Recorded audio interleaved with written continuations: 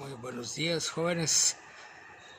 Estamos en la tercera sesión del taller de investigación, la normativa internacional. Vamos a tratar el día de hoy.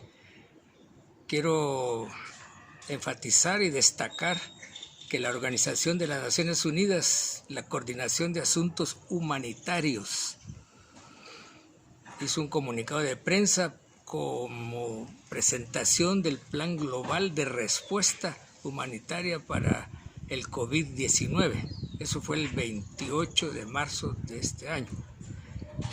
Entonces quisiera destacar varias cosas. Primero, que estamos hablando de Naciones Unidas, va más allá de la Organización Mundial de la Salud y desde luego de la Oficina Panamericana de la Salud.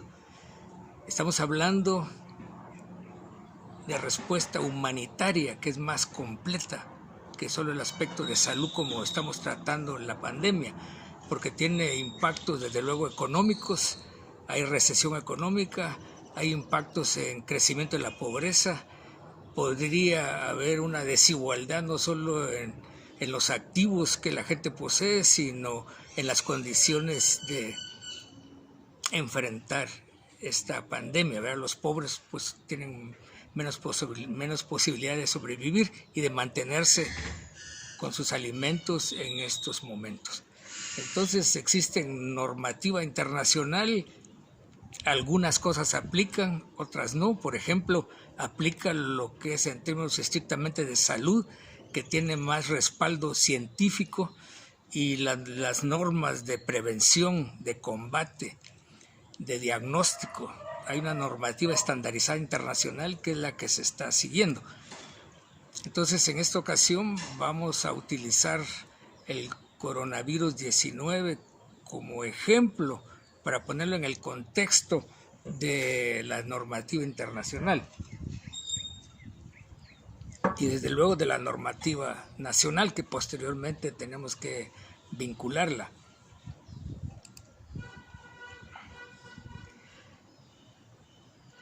Esa normativa garantiza en cierta manera que los resultados científicos de los estudios en este caso del coronavirus 19 sean confiables y que puedan aplicarse en cada país con algunas variantes, porque el virus se ha encontrado también por investigación científica y observaciones científicas que se conduce de una manera distinta en cada lugar, en cada población, con cada clima, con cada temperatura, con cada hábitat, son diferentes.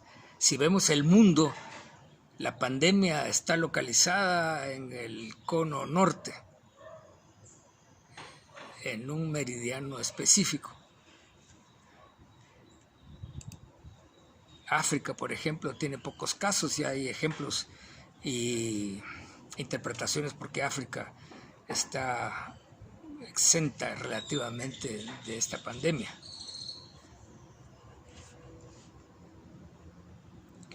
Estoy siguiendo la guía de PowerPoint que ya les envié a ustedes y quisiera nada más utilizar 3 ejemplos de aplicación de la normativa internacional. Los ejemplos son México, Brasil y Estados Unidos. Vamos a hacerlos breves. En la presentación hay más, pero hacerla breve. México apenas ayer respondió y cambió su paradigma respecto a la pandemia. El presidente mexicano había dicho que podían salir a la calle, que llevaran a su familia a comer, que se podían abrazar y se podían besar y que no pasaba nada. Ayer dijo que no, estrictos en la cuarentena, que no salgan, que no se besen, que no se abracen, que no salgan a comer, encuartelados, encasillados en sus casas.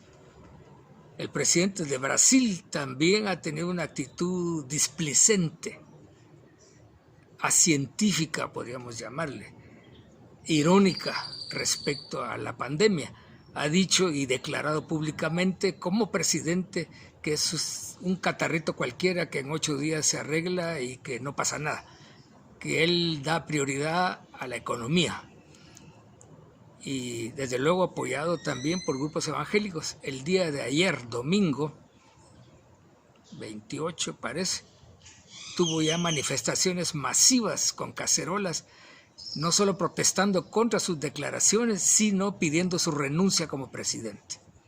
Entonces aquí vemos imbricados un problema de salud, un combate, la ciencia contra la política.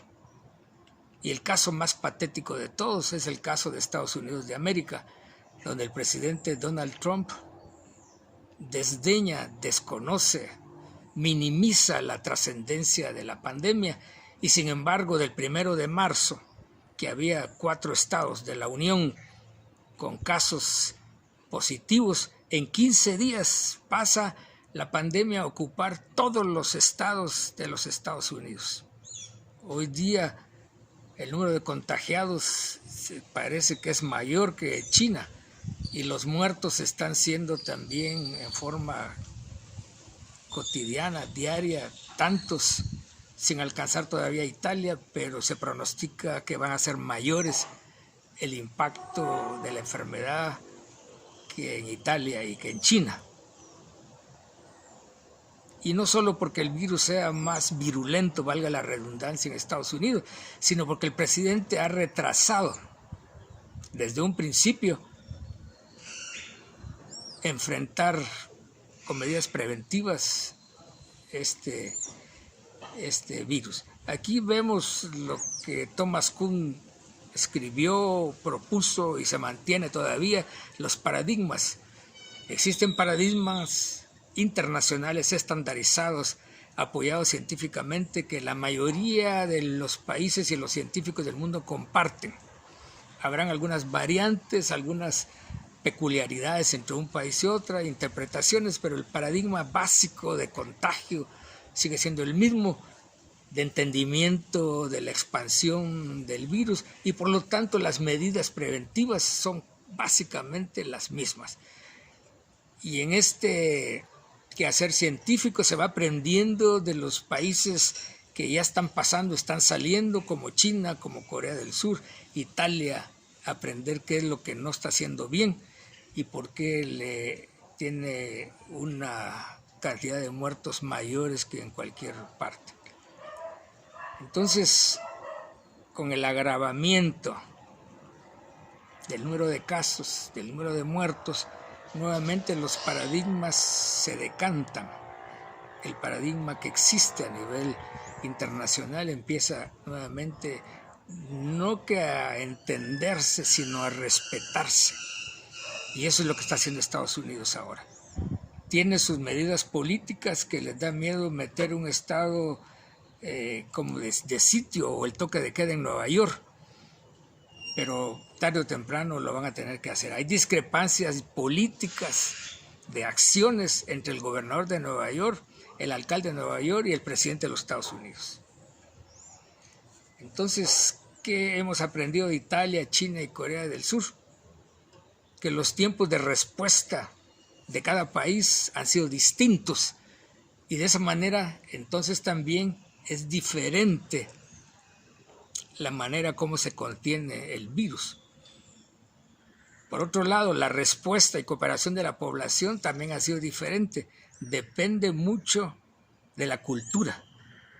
Los italianos y los españoles tienen dentro de su cultura la picardía, engañar al prójimo, saltarse la norma, colarse.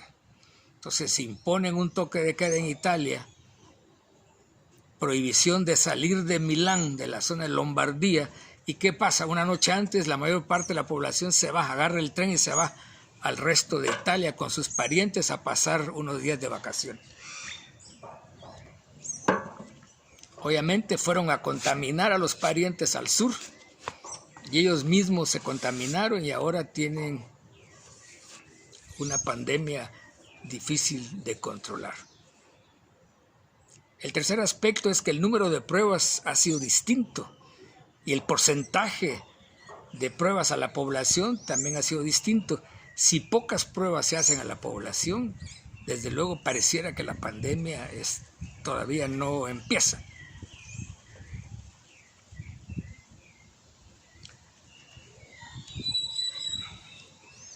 Bueno,